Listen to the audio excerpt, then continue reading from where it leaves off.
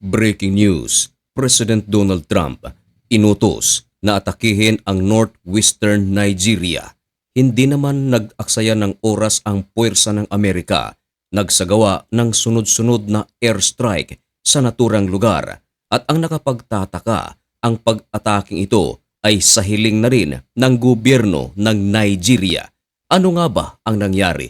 Bakit humantong sa ganito? Dahil sa pag-ataking ito, napakarami ang nasawi. Yan ang ating pag-uusapan sa videong ito. Pero bago ang lahat ay huwag kalimutang mag-subscribe. Samahan na rin ng like ang videong ito at i-click ang notification bell. Napakalaki kasing tulong yan para sa aming mga content creators.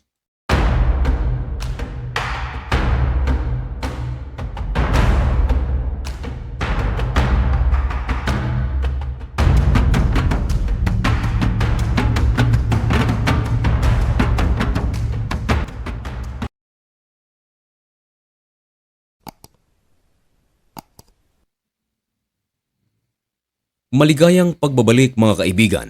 Kumusta kayong lahat? Ngayon ay December 26, 2025. Malapit nang matapos ang taong ito at nagbabaga at napakabagong balita ang ating ihahatid sa inyo.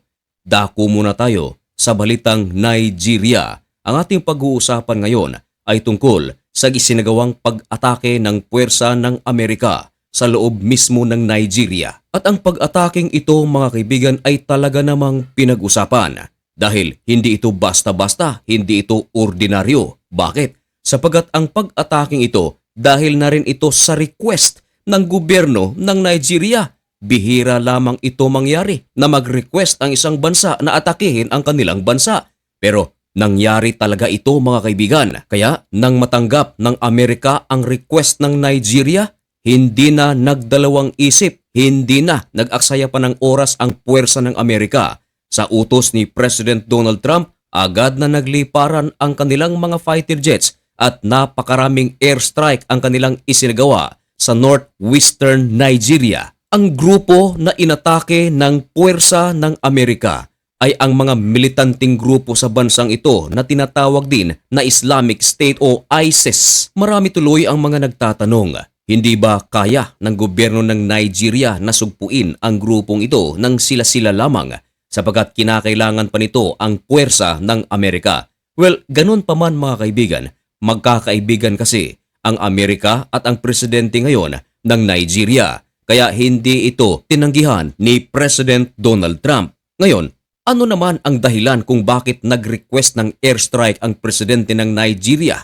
Ganito kasi mga kaibigan, ayon sa salaysay ng gobyerno ng Nigeria, nais nilang protektahan lahat ng mga religious group sa kanilang bansa, mapa-Musliman o mapa-Christian. Kumbaga mga kaibigan, nais ng Nigeria na mapanatili ang kanilang demokrasya at freedom of religion.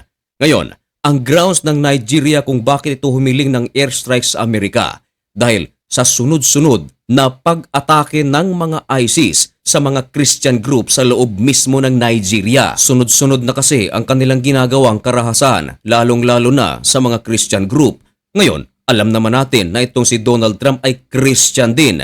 Meron itong damdamin para sa mga Kristiyano, hindi lang sa Nigeria kundi sa buong mundo. Yan ay ayon sa kanyang pahayag. Dagdag pa ni President Donald Trump na hindi lang ngayong buwan na ito nagbigay ng babala ang Amerika para sa ISIS, kundi maging noong November 6, 2025, merong video na inere si President Donald Trump na kung saan ito ay direktang banta para sa mga ISIS sa Nigeria. Ganon din ang sitwasyon. Laging umaatake ang Nigerian militant sa mga Christian group sa bansang ito. Kaya ngayong buwan na ito at ilang oras lamang ang nakakalipas mula nang mai-upload ang video ito, napakaraming airstrike ang isinagawa ng Amerika sa loob ng northwestern Nigeria. Ayon sa pinaka-latest na tala mga kaibigan, napakarami ang nasawi. Ang nasawi mga kaibigan ay mga miyembro ng ISIS. Ito ay resulta ng isinagawang airstrike ng puwersa ng Amerika.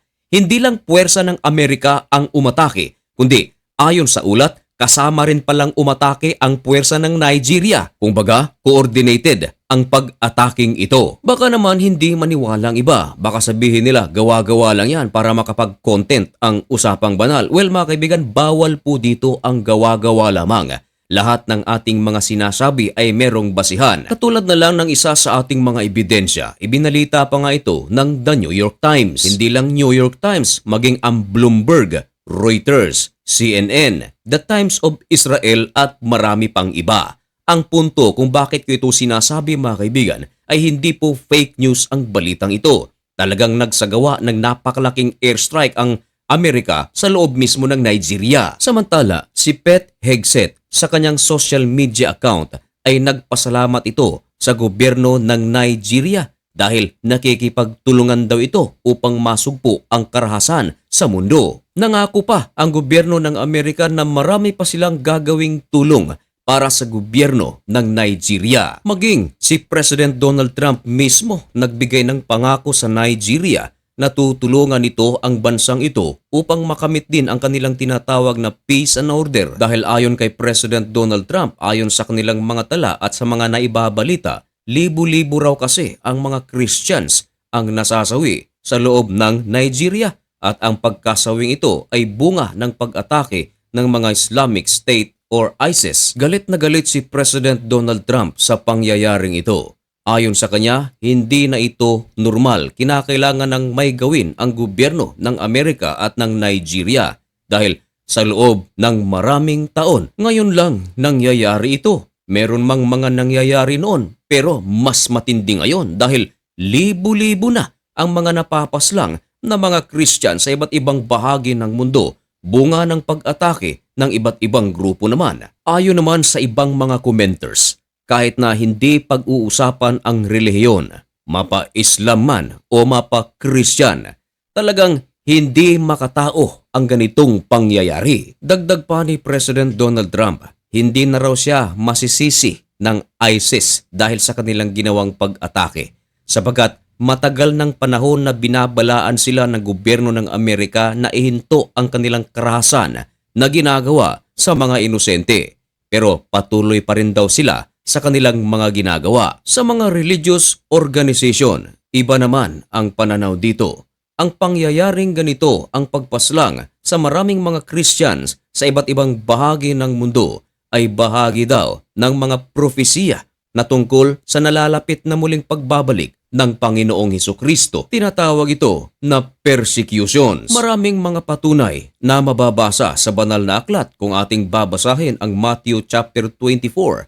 Kahit na in the book of Revelation ay maraming mga nababanggit tungkol sa mga persecution na mararanasan ng mga mananampalataya. Pero ganon pa man mga kaibigan, kahit na ito ay hinuhulaan na ng banal na kasulatan, ay hindi pa rin masama na atin itong ipagdasal. Manalangin tayo na ang katatagan ng mga Christians ay manatili. At hindi rin masama na ating ipanalangin ang kapayapaan sa buong mundo. Mga kaibigan, ano ang inyong masasabi tungkol sa videong ito o sa balitang ito? Ipaalam ang inyong mga komento dyan sa comment section at malugod ko po iyang babasahin. Hanggang dito na lamang muna ang videong ito. May God bless you and thank you so much for watching. Goodbye.